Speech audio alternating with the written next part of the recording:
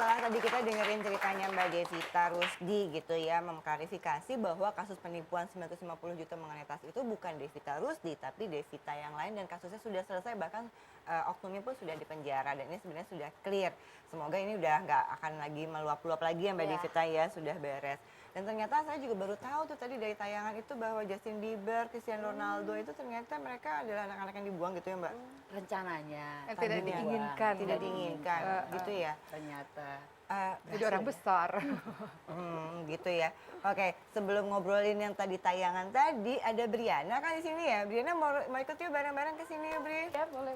Sini bergabung bisa di dekat Mbak Sini, Bri. Vera. Silakan Bri. Di, kamu Langsung di sebagai tengah-tengah, Bri. model, sebagai selebriti, penyanyi, kamu juga senang-senangan sama tas-tasan juga nggak? Kalau aku orangnya sedikit cuek sih kalau terhadap tas. Yang penting tas, kalau aku pilih tas tuh simple. Yang Kamu nggak kalau ada banyak. beli tas gitu pernah nggak pakai belinya di toko apa beli kayak perantara ke orang-orang gitu? Belinya pre-love. Enggak pernah pre-love sih.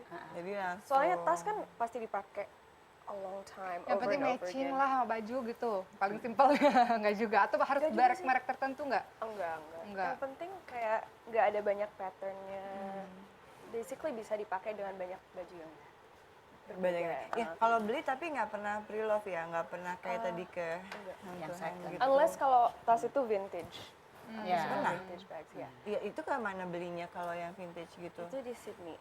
Oh, Kalau di Indonesia tapi langsung nggak kan tahu ya, gitu ada ya, tempat itu juga vintage. langsung kan, nggak ke orang. Kan Iya. ini karena masalahnya bisa ketipu tuh Person to karena person. langsung ke orang gitu kan, gitu ya. Ya.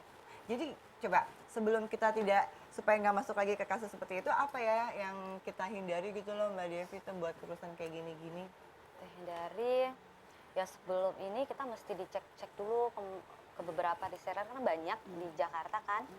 Dibawa aja dulu minta waktu dulu dicek-cek gitu daripada langsung dilangsungin kayak gitu. Oh gitu. Tapi Terus kita uangnya bisa, juga jangan kayak Margaret Vivi itu emang dia sekalian langsung ngasih uang ke Devita Pimping itu. 950 juta apa berapa gitu. oh iya? Mm-mm. Jadi maksudnya di DP dulu, termin dulu gitu sambil lihat dulu gitu ya? Oh, Dia langsung bayar gitu. wow, 950 juta langsung bayar. Bisa jadi produksi teater aku tuh. Oke, jadi kembali lagi nyambung lagi soal yang tadi tayangan bahwa ada beberapa orang yang ternyata sekarang sudah menjadi public figure, yang berkarya, berprestasi, ternyata mereka dulunya sempat mengalami tidak diinginkan, tidak direncanakan, Terbuang. terbuang. Ini satu kisah inspiratif yang akan kita dengarkan bersama-sama dari narasumber kita, yaitu Gloria Atmaja. Silakan bersama kami, Bu. Oh, kita lihat dulu tayangannya ya, sama-sama ini dia.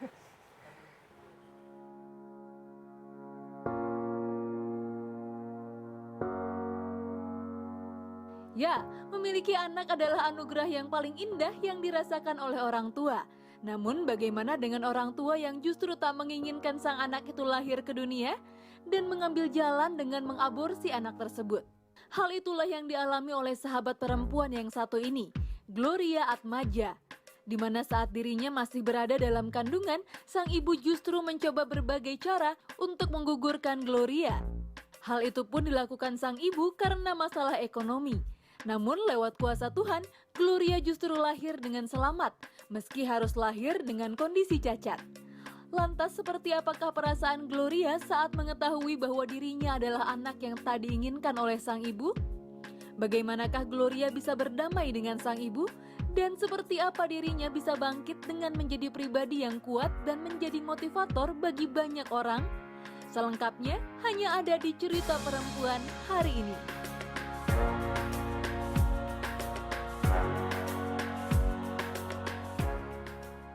Baik, kita langsung saja mengundang Ibu Gloria Atmaja untuk bersama-sama kami. Silakan, Bu Gloria.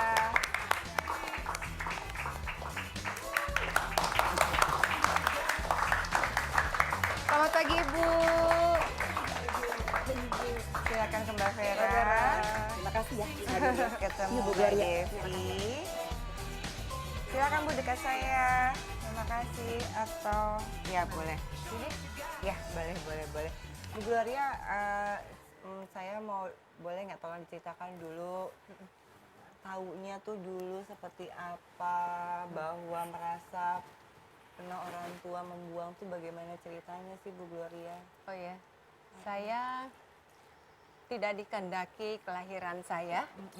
Eh, pada saat saya berusia 3 bulan dalam kandungan, mama saya tidak menginginkan saya. Mungkin ada kondisi tertentu Bu Iya, Gloria? karena keadaan keluarga yang begitu sangat minim, sedangkan mama tuh sudah punya anak 6. Jadi saya anak yang ketujuh. Kondisi ekonomi. Iya, Oke. jadi keadaan ekonomi, jadi 6 anak itu hanya kasih makan bubur. Jadi adanya saya, mama khawatir nanti anak ini akan dikasih makan apa, disekolahkan seperti apa. Akhirnya pada saat saya 3 bulan dalam kandungan, mama berusaha menghancurkan saya dengan pertama minum jamu, lalu kemudian minum, nggak berhasil minum obat, tidak berhasil akhirnya pergi ke tukang pijat. Jadi dipijat, tapi ini pun tidak berhasil. Sampai akhirnya 9 bulan dan akhirnya Iya. lahir. Lahir. Alhamdulillah sehat. Enggak, saya akhirnya Kondisi fisiknya Iya, ada yang fisiknya terhambat. ada yang efeknya kena. jadi ke fisik. Tangan jari-jari saya cacat.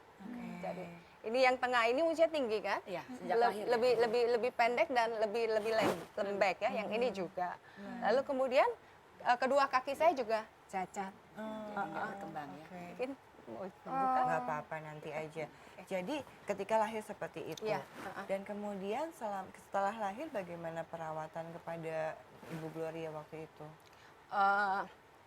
Jadi masih kecil karena efeknya bukan hanya ke fisik saja, tapi kejiwaan saya juga jadi cacat. Jadi saya menjadi anak yang pemberontak. Waktu saya kecil saya tidak tahu kecacatan saya ini karena mama yang melakukan menggugurkan. Karena mama waktu masih kecil selalu bilang sama saya cacat karena mama kaget potong kaki ayam. Jadi ada mitos yang seperti itu kan, ya. Saya karena masih kecil saya percaya aja apa yang dikatakan mama, cuman sepertinya terima nasib dan ya hanya menangis gitu. Jadi ada kemarahan Ya. waktu itu, jadi anak yang rebelius mungkin Iya, ya, tidak bisa menerima kondisi Iya, saat itu. Kemudian pada masa setelah tahu bahwa kejadian senyata ini dari mana waktu itu Bu Gloria? Setelah saya agak besar ya, ketika sekitar waktu saya duduk di sekolah menengah atas ya, enggak setelah lewat ya, ada tante saya yang mengurus waktu kami masih anak-anak. Nah, tante inilah yang mengatakan bahwa ini adalah mama yang melakukan. Betapa terkejutnya saya, kok mama bisa punya hati yang kejam, melakukan menghancurkan jari dan kaki saya ini cacat, cuman kecil. Jadi kecil itu saya tidak bisa pakai sepatu yang standar, yang umum saya nggak bisa, susah sekali. Jadi kalau pakai sepatu pun saya sepatu yang nggak nyaman. Jadi kalau pergi kemana-mana pakai sepatu yang tidak nyaman, itu saya bisa jalan pincang-pincang, sepatunya seperti mau lepas. Lalu kalau saya jalan, kalau ada orang yang pas melihat tangan saya cacat, mereka pikir saya sakit kusta.